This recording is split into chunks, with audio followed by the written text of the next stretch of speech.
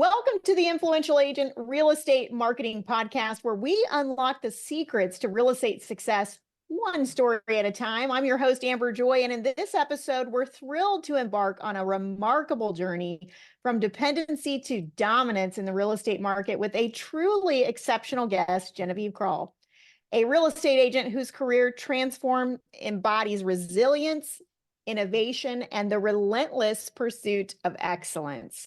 Now, Genevieve's story, the reason we really wanted to have her on is it begins with challenges of relying solely on relocation leads. I don't want to say solely, but a lot of her business that was provided by her company, which is a common dependency many agents face. However, facing a pivotal moment in her career, Genevieve realized the need for a significant shift in her business strategy, making many shifts, but what I noticed was two transformative decisions that she chose to focus on her sphere of influence and also developed a standout value proposition, actions that would propel her from a struggling agent to an industry leader. So stay tuned as we delve into strategies, insights, and mindset shifts that Genevieve utilized to achieve her remarkable transformation.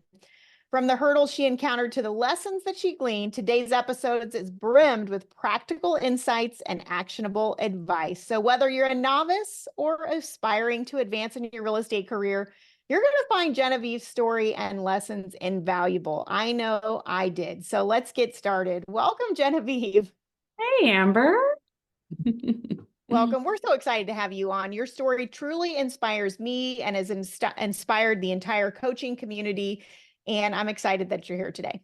Well, I'm always happy to talk to you. I mean, part of me feels like I wouldn't be here if it wasn't for you.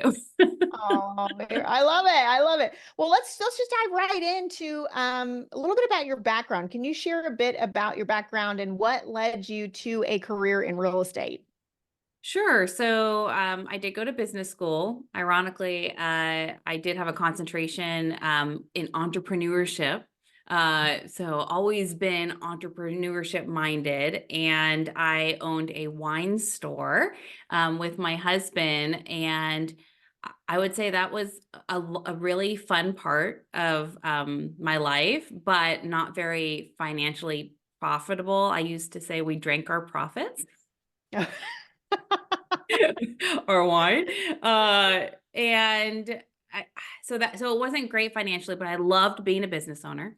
But then I had my first daughter, and it was so difficult to be a wine store owner. I would be at wine tastings with her in the carrier, and very quickly, I mean, within the first few weeks, I realized, yeah, this isn't going to work. And so I sold the store. I tried to be a stay-at-home mom for like a hot second. Like I think one week, that was it. And I remember like checking my emails and there'd be nothing there. And it was just like, no, I'm not happy. But then I faced a couple of things. Number one, I didn't want to go to corporate America because I already had been a business owner. And I loved that business owner aspect. I also, didn't want to put a newborn into daycare. And so I wasn't quite sure how to manage motherhood, feeding my entrepreneurship soul. And it actually was my stepmom who had recommended real estate. And I never had thought about it before. And she was like, it's great. You still get to work with people. You get to do your own business, and you can still incorporate wine into with wine tastings for clients and wine gifts. I was like, this sounds fantastic. Yeah. So like many other people, it wasn't a career. It was kind of a career you usually come to as a later point in life, a different career. So it did take me personally a while to get my license just because I was a new mom. So while I was getting my license, I did kind of reach out. I didn't know what I was doing. This was brand new. So I reached out, of course, to the top real estate brokerage in our area that does luxury listings because I just shot for the top. Why not? Yeah, why not? I had no idea. They had an opening for an admin, just like answering the phone, being the admin for the broker. And they said, we just need somebody in a few days a week. You can work on getting your license while you're even here. And I thought that would be great because I could kind of dip my toes into it. Mhm. Um, and once I got my license there, then I immediately got to join that team. And it was a luxury real estate team, top in our area in South Lake. And I mean, this was a decade ago, so things were done a little bit differently. So much has changed in the last year. But one of Yeah. the things that I learned was how to provide the ultimate service for clients, because at that time, the luxury listings are everything over a million, which is still luxury. But I mean, we Yeah. would do 1 million to 4 million, a year ago, 10 years ago. And there's a certain level of service you have to give. And so I Yeah. only learned from the beginning how to give that top level service. But being on that team, it was almost still like an admin to the broker, even like a licensed assistant, I kind of felt like it was. So Mm. I relied on that. I'd never brought my own business in. A lot of the times, a lot of my friends would think, oh, well, she only does the luxury listings, right? Which kind of was the point, because I was just doing her listings. And then that that company was acquired, and it just felt like the right time to leave after a number of years. So then I went to a big box brokerage, and I'd never nurtured my sphere, so I joined their relocation team, which Okay. was really great because that split was more than what I was making as like a licensed assistant. Um, but it changed a lot in some different ways. So um, number one, when you're on a relocation, you're competing, right? So there's always two brokers to do a BMA, and a broker market Mm. analysis. So it's a And system set up for the competition. system, yeah, you have to set up. And I wasn't I wasn't winning them initially. And I was like, well, what's going on? Why can't I get them? So then I realized I really had to put an awesome value driven, my value proposition together. So then I thought, well, why don't I just do to the same thing that I was doing on the luxury listings to the relocation listings? And I'm sorry, I'm going really on, but No, you're good. okay. So I started then all of a sudden, because I really narrowed in on my value proposition, which is essentially all listings, all sellers will get the same level of service. I started winning almost all the broker market analysis, all the relo listings I would go on to, which was fantastic. But there were some huge challenges with that I'd like to share, and how then why I switched to my sphere. So anyway, I'm sorry. That's how I got into real estate. No, that's all good. We need to hear about the journey.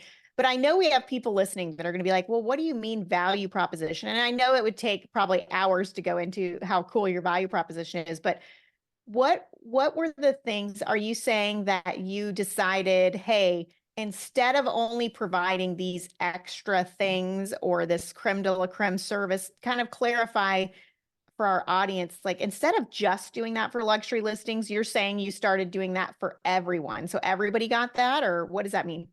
Yeah. So when I did initially leave the luxury brokerage and then went to the big box one and didn't have that book of business, you know, Mm-hmm. um, I remember people saying, well, our house wouldn't be good because you wouldn't do that stuff for us because we're not a luxury listing. And Mm, part of that would be, like, as an example, I think the biggest thing is staging, which is what I'm known mm, for.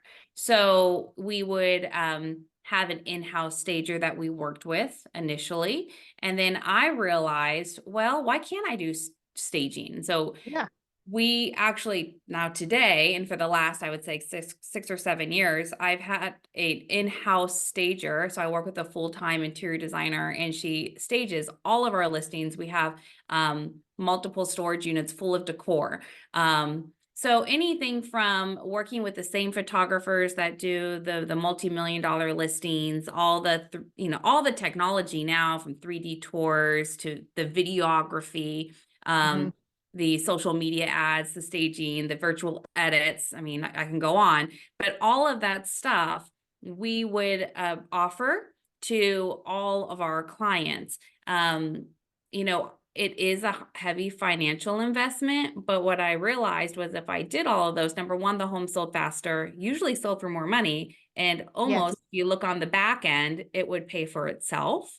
Mhm. It would make sellers a lot happier. I have a saying where um, sellers and clients in general, they don't know what they want and they don't know what they need until they see it. So then when I would put that into this beautiful, I have a keynote like PowerPoint presentation and we go over every single thing that we do along our process, they go, oh, wow. And this may be stuff that everybody else does, but maybe they don't position it and share it with the client so they don't know what Yeah. they need.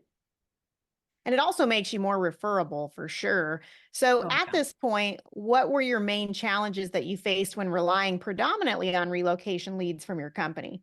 Yeah, so I implemented, we're gonna do to your house everything that we do to, all the price points. People loved it. So then all of a sudden I started, getting all the business, which was great. But the challenges were twofold. Number one, I felt like I was working a lot, but I wasn't making any money Okay, tell me because, about that. well, not the amount of money that you would expect, right? So, people go, "Oh my gosh, you've closed, this much. You must be, rolling in bank or this, that." And I'm like, why aren't I? And it was two reasons. Um, and I felt like I had as money and time that I was lacking. So number one, relocation comes with huge splits. So and referral Mhm. fees because that's the relocation company usually can take up to 45% in a referral fee. Wow. And then on top of that, the broker has a very steep slope because it is a relo um, business that's given. So when you take away the referral fee, you take away the split, and then now you take away all these value added services that I was Mm, adding. Um, yeah. the the margin was a lot slimmer, Yeah. and I mean it was still enough that I I was supporting my family, which was great, a lot more than, drinking wine did. But I remember, and it was 2020. That was a big year for me in real estate. But it was the hardest year. I had like no time because not only was I working a lot of deals, but relo requires a lot more time, in my opinion. You have a lot of more reports and stuff that are due. Yeah. So Um, much paperwork. yeah, and I remember actually talking to you, and you were saying you need leverage. We also said you need to focus on your own business, but you said you need to probably hire an admin. And I said, I don't have money to hire an admin. And I was like, well, how do I not have this money if I'm doing this many deals? And that's when it kind of clicked. Two of those things. Number one, I do need an admin. I'm offering services that sellers do like because I am Yes. winning this, but it's not working because I'm giving over half of the money to somebody else. But if I switch this and if I just focused on my sphere, um, wow, I could hire an admin, have my life back, make more money, and help more people. And Yes. it was almost like a no-brainer at that point, but it was kind of nerve-wracking to just say, okay, am I going to give up that source of big business and kind of what's it called, golden handcuffs? It kind of felt a little. Yes. Yeah, because you can't it's hard to do both because you're so busy doing the reload that how do you also focus on your sphere? So yeah, absolutely. You had to make a decision, but it sounded like you started having an epiphany. Yeah, and I can tell you, I mean, a lot's happened in the last few years. I would say I made that shift 4 years ago. Um, and gosh, it just seems like a lifetime slash nightmare that I'm out of now, which is good. So what were the first steps that you took after deciding and having that epiphany of, gosh, I've got the value proposition. You Hmm. developed that. Yeah. and you developed a way to attract sellers and a way to stand out amongst the competition. But you've had an epiphany now that this doesn't just apply to Relo. Everyone loves this. Sellers love this. So what were the first steps that you took after you decided, okay, I need to start building my own business and focus on my sphere? Yeah. So, like you said, the value proposition, I felt like I had that. I felt like at that point I had the knowledge base, but I was like, how do I apply that to the people that I know to get them to hire me? And I would say there were a couple of things. So number one, I once heard somebody say, it's not that you weren't hired for the job, it's that you were never even an option because they Mhm. didn't know who you were. So I had to Wow. make myself an option.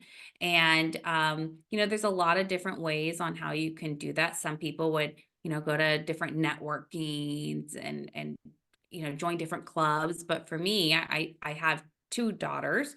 They're still young, and we're talking about 4 years ago. And they're 9 and 11 now, so they were little. And so for me, it was social media is really where I decided to put my effort.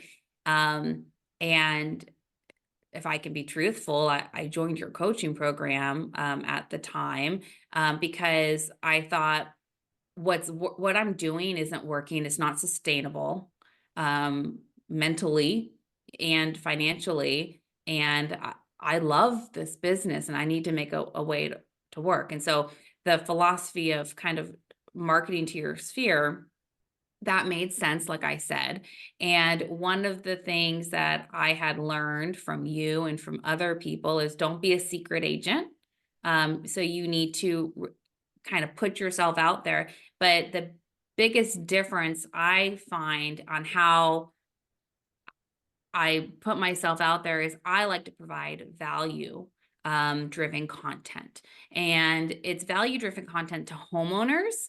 because you can't just try to always sell, sell, sell, right? But people that are homeowners, they actually really enjoy learning different things on from, taking care of your home values, but then also value driven content for buyers, sellers, first time home buyers. It's not just always showing pretty houses or proof of success, but by just like how you provide value in a listing appointment, provide value in the content that you're Absolutely. you're you're putting out there.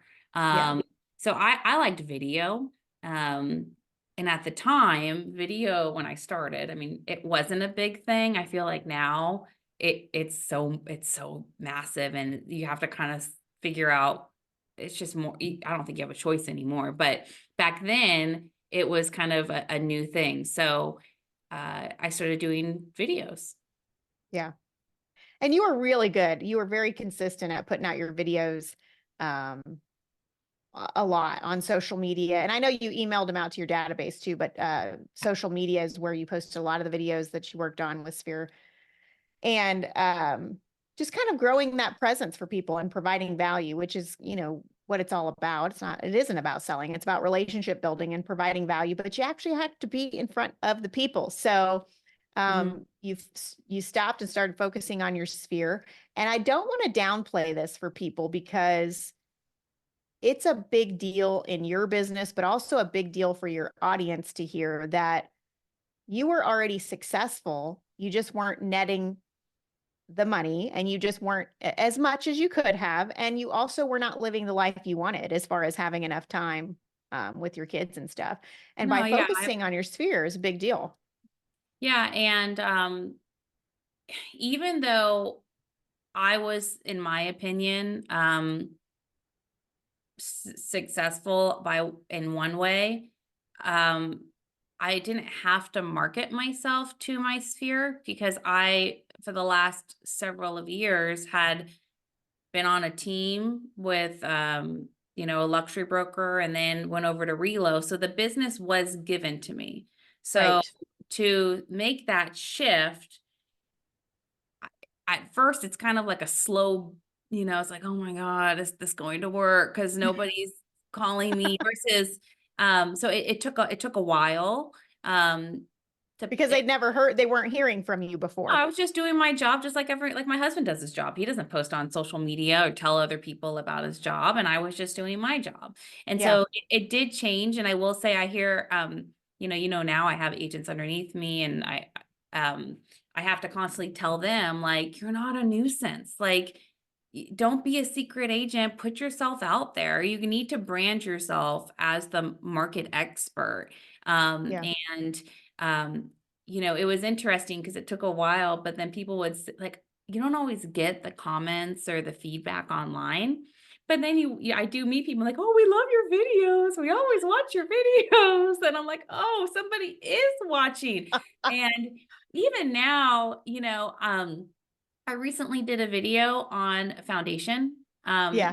Like, what's the difference between a structural engineer and a foundation company? And when should you have a foundation company come versus a structural engineer? And I didn't get like many comments on publicly, but then I started to get text messages and private messages and people saying, oh my God, I showed my husband that we have cracks, and so people were finding value from that. Yeah. And then those are the people that actually refer me the most, because they go, Yeah. oh, you have to talk to this person. They know what they're talking about.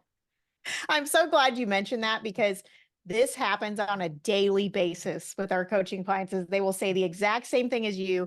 I experienced the same thing too, where I would be at church and somebody would say, oh my gosh, Amber, I love getting your videos. I think my neighbor's moving. I gave them your name. And I'm sitting there in shock because they've never replied to a single video note. They've never commented to my video on social media. But you are planting seeds, and you don't see a harvest without planting seeds. But I always tell people, think about a garden. When you are planting seeds and watering it, you don't see the evidence right away, right? We're so impatient and we're like, but I don't see the plant growing, or I don't see the flowers blooming. And it's like, it takes time, and you cannot expect to see results immediately. And a lot of those things are happening behind the scenes, and they don't need you right now, is what it means when they're not replying. But when they do, you are top of mind. So I think that's going to resonate with our audience, because we try so many things and we don't always see the immediate results. So we stop and we start doing something else. And it's not that it's not working, you just don't see it yet. So I'm Yeah, glad that's you were true. faithful. Yeah, and I would say I've been doing this now, trying videos, like kind of the thing that I feel comfortable with on trying to grow. And even now, sometimes you can get discouraged, Mhm. but yeah, you just have to keep doing it. And then it's all of a sudden something will pop out of it. And you're like, okay, that's why I do this. That's why. And I will say email, is one of those things that I think you can discount, but it's probably even more important right now with social media. I feel like at one point, social media was like my number one thing, but now I find like there's so much going on. It's so saturated that the email is Yeah. getting more attention than some of Yep. my social media, because I'm not fighting so much versus going into the inbox. Yeah. But But I notice you're still doing both, because you want to hit them everywhere, right? yeah, But it's yeah, no, good to I'm doing know I put the videos all over the everywhere. place, hoping it will get them somewhere. Yeah. But you with the video, I mean, with the emails, and same thing with posting. Like, I don't believe in not canned content, but where it just needs to be value. Yeah. Value Value. driven, whether it's online or in your emails. I know sometimes brokers have like these like January, monthly emails with cooking recipes that has nothing to do with Yeah. And it so doesn't separate you from the competition. yeah, no, that's true. Yeah.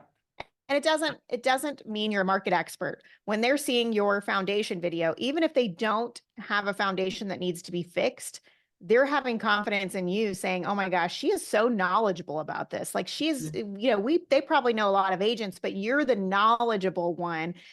And to them, if you're the one putting out the content, they're, 100%. they're going to call you, right? And this shift was big. Now, I know a lot of people had a lot of good years, and people are not going to brag on themselves, but I want people to understand you went from relying on somebody else for your leads, always being an amazing agent. And that's always key. I mean, it's a given to my audience that if you're not referable in the first place, it doesn't matter what marketing strategy you use. So you learn to take a solid value proposition and exceptional customer service is what you're known for.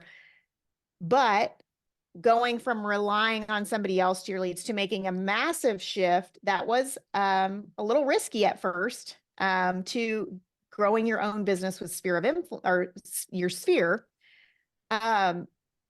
When you did that and you start growing a sphere list, I know people don't like to brag on themselves, but you completely turned your business around.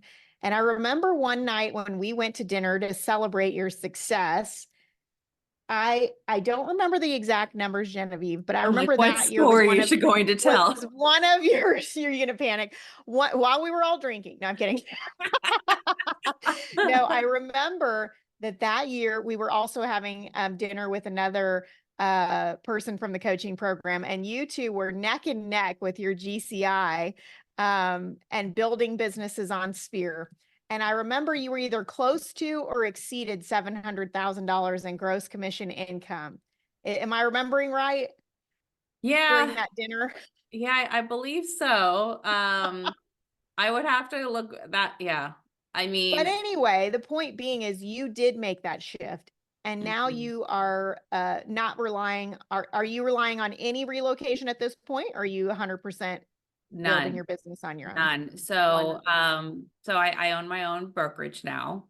Um, and boutique brokerage. And when I left the big box, I thought, well, what happened was I had a lot of relocation clients call me, and because they're always moving, and they wanted me to come list their house.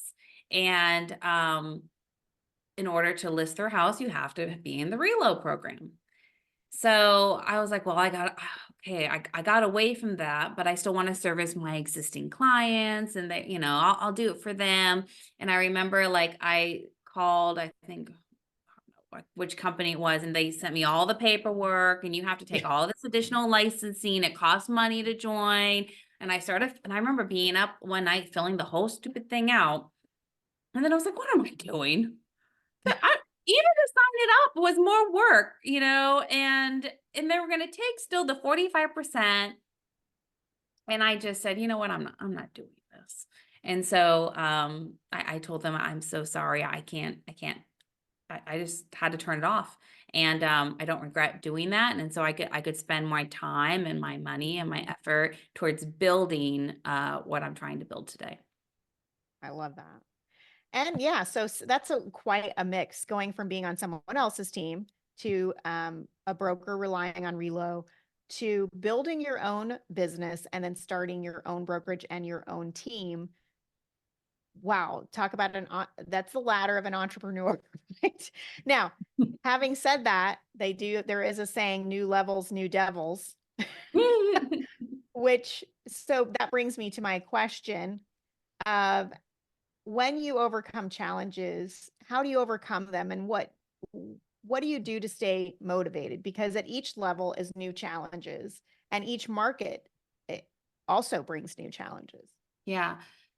So I feel like we're always learning in life.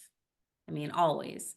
Um, but at the same time, I feel like there's people that have already usually gone through what you're going through, and you can learn from them. And so for me, it's constantly new challenges, and that's of course not even just with work, it's in motherhood. How do I handle it? Right now I'm in preteens. I'm like, oh my gosh, like, what's going on with my Go 11-year-old back to the wine daughter? store. And so it's about learning from other people. And so I personally am a podcast YouTube junkie, where for me, I'm constantly like, I'm a sponge. I just want to listen and soak it all up.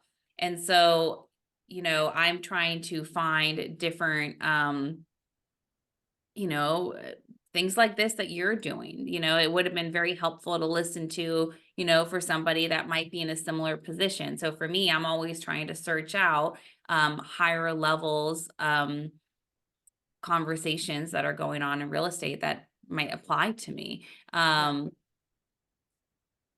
So yeah, Always learning. yeah, I'm a real estate conference junkie. Like I'm always sitting in, and I love to follow some of these, big people in California and New York, and kind of like, what are they doing? There's a lot of information out there. You have to find it. And so instead of kind of almost like writer's block, right? If I get Mm. stuck in like, what do I do now? I'm trying to search out that answer and just listen. I'm always, like I said, doing dishes. I'm always listening to something so I can try to figure that out Always and stay learning, motivated. Yeah, always and stay pivoting. motivated. Yeah. Yeah. I love that. That and taking lots of Uh, vacations. I love my vacations. Sometimes I feel like there's such a high rate of burnout in this industry. And when I take mm, a vacation and I can relax, it's almost like it does open up the pathways in my head and brings in new energy that allows me to then focus on like pivoting. I'm sorry, that's me. Okay. that's okay. Well, I'm so glad you mentioned that because a lot of people do burn out. Almost every agent burns out, if not quarterly. And if you don't take time for yourself, not only is it helping you to relax and rejuvenate, to me, it, like you said, it it almost helps you to dream to hit that next level because there's more things you want to accomplish. And it's easier to think about those when you're actually having fun, when you're not in the trenches. Um, so that's a great piece of advice. But what other advice would you give to real estate agents who are currently facing some challenges or are just getting started? What would you tell them? Well, I can tell you what I tell, my team and my agents right now. So number one, you need to grow your sphere, right? So because especially right now, in the market, it's a little more difficult where just the sheer amount of real estate transactions has gone down drastically. So you need to cast a wider net. So we need to grow the sphere. So Yes, um, absolutely. and for me, like, again, it's organically, it's like, okay, well, my kids are doing this. I'm going to try to friend every single mom, that's at the acting studio, for my community HOA. I'm trying to pretty much friend everybody in, the neighborhood. So you can try to grow that with people that you see on a regular basis. And then again, start creating value driven content. Don't be that secret agent. And if you're nervous, like I start off small just to get comfortable. So like I have some agents where maybe they're really heavy in Facebook. Like I know we're the older, we're Facebook people. So they're all on Facebook and they may not be on Instagram. So a lot of my agents aren't on Instagram so much, but they're on Facebook. Mhm. And I told them, we'll start doing stories on Instagram because you just have a little bit and just get comfortable with that. Mhm. And then I often find once they start to get comfortable with the value driven content in there, then they're okay doing it on Facebook stories. And then all of a sudden now they're doing reels and I'm trying to work them into video emails now. So, Yeah.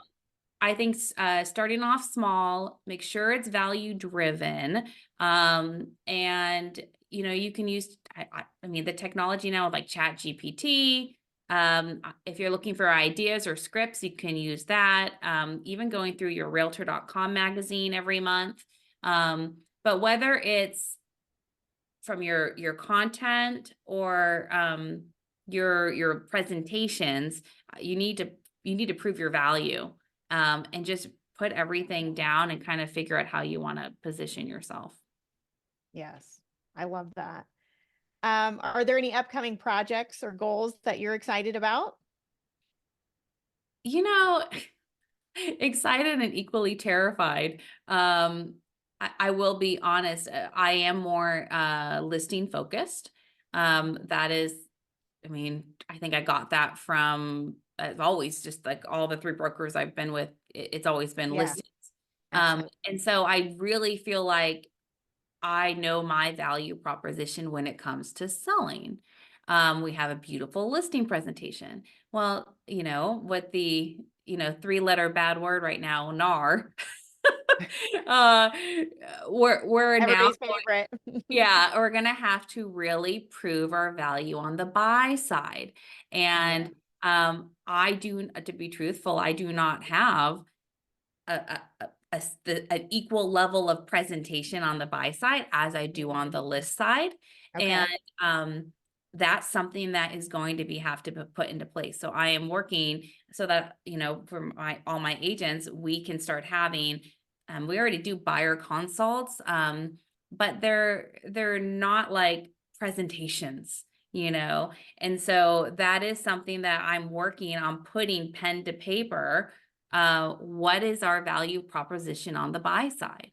And again, it's That's one of good. those things where I don't think buyers don't know what they need until you tell them. Same thing with sellers. And so that is a big project. And I think all of us are going to be doing that. But that's something that I really want to make sure it blows people out of the water, just like on the list side, where it becomes a no-brainer why we want to hire you, because of the value that you offer. And I need to do that on the buy side. So I am working on that over the next few months and I really want to make sure that that's in line with our brand and, our philosophy. I love it. And that's going to be so important for so many agents.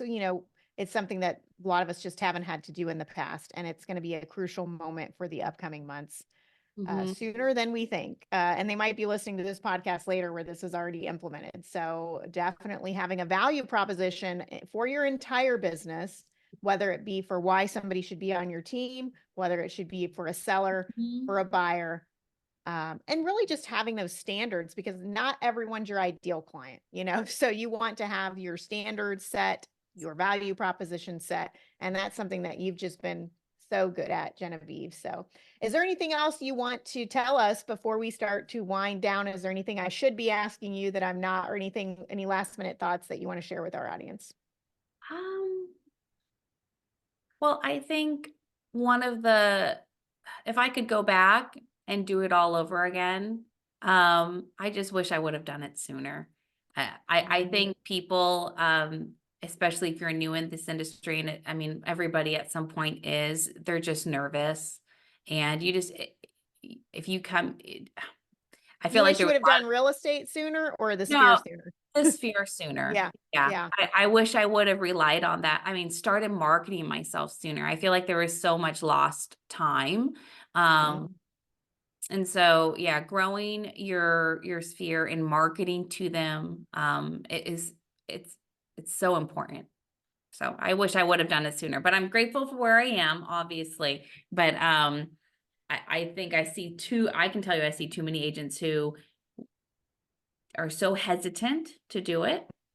And then some agents that just don't do well and end up getting out of the industry, but I don't think they ever really gave it 100%. And Yeah. what could have been, you'll never know. Yeah, because of that fear of, I don't want to damage relationships, or I don't want to seem salesy. We have this huge cloud over us for some reason about reaching out to our sphere. And in fact, not only is it what's going to make you a better agent, it's going to make you enjoy your job better. But I want you to think about it from the sphere's perspective. This is for our audience. People want to work with people that they know, like, and trust. Yeah. So you're actually doing them a service as long as you're coming about it value driven. You've heard Genevieve say that multiple times here. Our motto is, when you send things, it should be all about them and what's in it for them, meaning value-based content, not just about you. And when you do that, people want to hear from you. And even when they're not responding, you've heard both of us say testament to the fact that it is working. So continue to water those seeds. Thank you so much, Genevieve, for being here with us today. I want to really make sure that the audience has the crucial takeaway today. And I feel like you've done that so vividly, that there is so much importance in making your sphere of influence the foundation of your business, and having a value proposition that separates you from the competition. Now, your transformation, Genevieve, from depending on external leads to leveraging your personal and professional network, is a testament to the power and the potential of nurturing your close connections or your sphere of influence. It's not just about the transactions, people. It's about building relationships that thrive on trust, value, and mutual respect. So many of you that are listening, the idea of recentering your business around your sphere might seem daunting, Or you may wonder where to begin, and that's where we come in. If you need any help, our coaching is designed to help agents like you become the default choice for referrals within your network. And we focus on strategies that enhance your visibility, your value, and your connection to your community, ensuring that when someone thinks of real estate, they think of you first. So I want to extend a heartfelt thank you to you, Genevieve, for joining us today and for sharing your inspiring story. I just love you to pieces.